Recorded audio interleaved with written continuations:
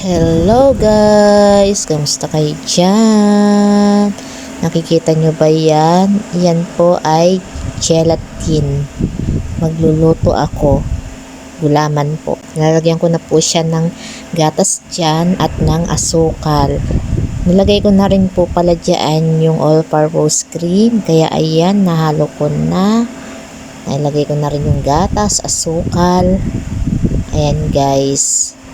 Ayan na nga, niready ko na ang paglalagyan. At dahil ang available ko lang dito ay Eden, yan na lang ang nilagay ko yung cheese. Masarap sana kung may buko or sago or pasas, 'di ba?